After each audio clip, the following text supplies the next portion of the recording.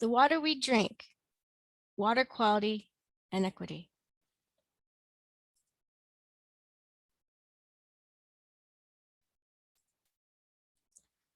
My name is Susan Oser, and I'm an active member of NFBPWC from the state of Michigan. One of these activities includes being a member of the Environmental and Sustainable Development Committee. For my real job, I'm an online English as a second language teacher and materials development creator for CARE Global. My most recent hobby, skill development in my spare time, is being a staff member and DJ for NK Airplay Radio. Since this is a different kind of presentation and we will not engage in discussion until afterwards, I would like you to keep these questions in mind as you listen to my presentation. How has water been important in your life? What is the most important water issue facing our country or in your area today? And what can you or have you done about water issues? I've been involved with environmental issues most of my life. They have ranged from family to social and educational influences. I've even traveled around my state at various locations, not only for state events, but also on casual trips to enjoy the many interesting things that Michigan has to offer. Michigan is known as the Great Lakes State. My state is not only surrounded by lakes, but also has a lot of lakes within it. So when we go on vacation and we live somewhere outside the city by the lake, we say that we are going to the lake. Tourists from the Lower Peninsula will flock to the Upper Peninsula to enjoy places such as Mackinac Island, Tequendama Falls, and Pictured Rocks. We also have river cruises. Canoe and kayak enthusiasts, as well as hikers, can enjoy the beauty of our state, even in special parks designated in our own cities.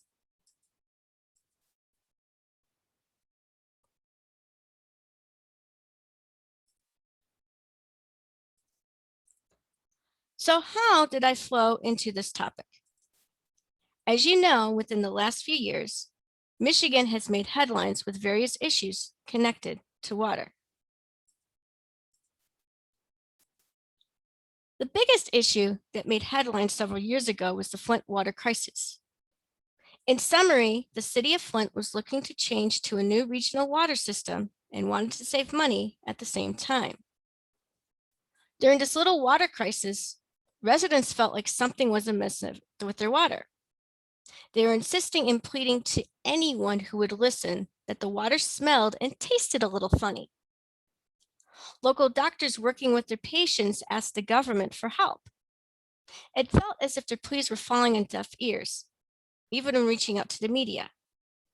This lasted for quite a while.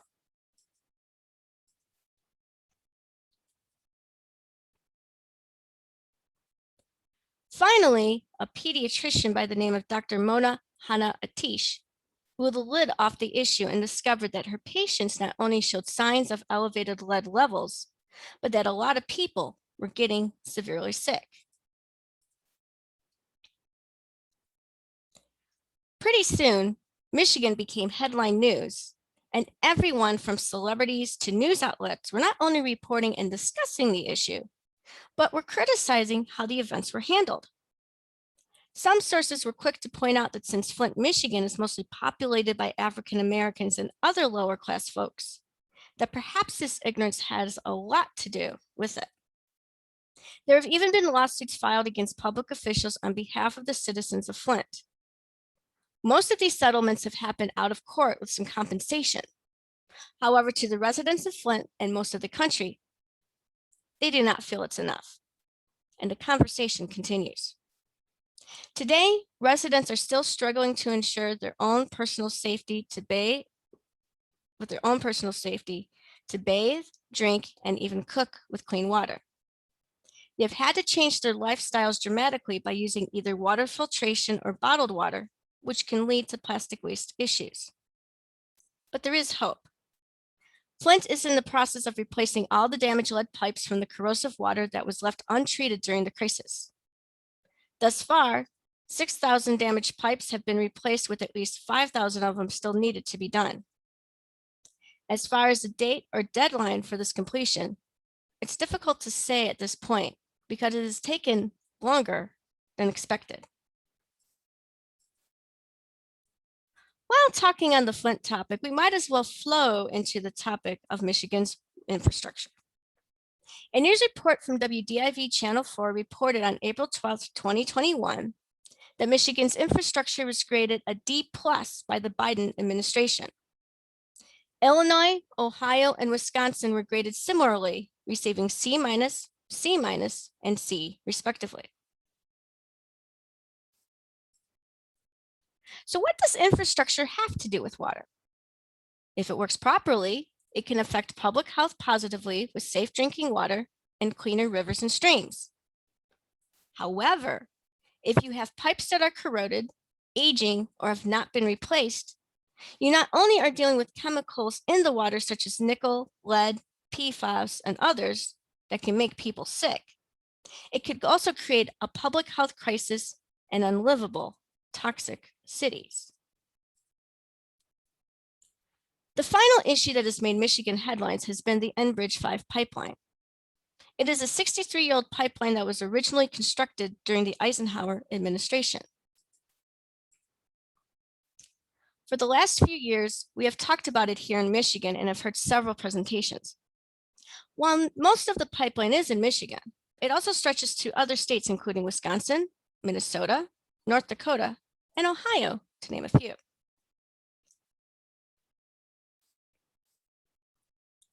Currently, there is a call to have the pipeline shut down totally, along with several environmental organizations in the state. The argument for the shutdown is that it would affect the biodiversity of shoreline communities, drinking water supply, and tourism. The other side of the argument states that if a pipeline does not work, building a tunnel that could safely transport oil underneath the pipeline or the state could be a better alternative. In addition, if the pipeline were to be shut off, the number of jobs would be affected, as well as higher heating bills. One notable mention is the Straits of Mackinac, where there's a lot of corrosion and a possible small hole building up to burst. If there was a break in the pipeline, it would be devastating, not only to the Great Lakes themselves, but it would hurt those communities just mentioned if their water supply were severely affected. This is especially true in the UP, where already COVID-19 has hampered the economy. So imagine an oil spill on top of it all. Some of these issues that you have seen affect the United States today. You may already know and have seen similar headlines like FLINT in your region. You probably have an infrastructure issue in your area that maybe you never thought it had a water connection. And as you can see with the ENBRIDGE situation, Michigan is not the only one in this pipeline boat. So now that you know some facts, where can you start? It's easy to go down the rabbit hole and get lost. It happens to all of us. However, you should not let an issue like this overwhelm you. In fact, it does not have to be a big thing. It can also be little things, such as have a discussion about water and water issues. Do you have a local organization to join that focuses on water issues in your area? Creating a presentation, attending a talk at a local library, or even this kind of presentation is a great start. How about communicating with politicians? There are many ways to communicate with those that represent us on the local, state, and even federal level. That includes attending a city council meeting to address your concerns, writing letters asking how they feel on infrastructure and other water issues. If there is legislation upcoming in your state or at the federal level, you can call the office hotline of those representatives asking for their support or disagreement. If positive action has been taken, always take the time to thank a politician. It means more to them than a complaint, because chances are they do not really get a lot of those. How about trying water saving tips at home? The link that you see at the bottom there are guidelines from the EPA. These include such things as repairing indoor and outdoor leaky faucets, running the dishwasher only when it's full, or even taking short showers instead of long baths.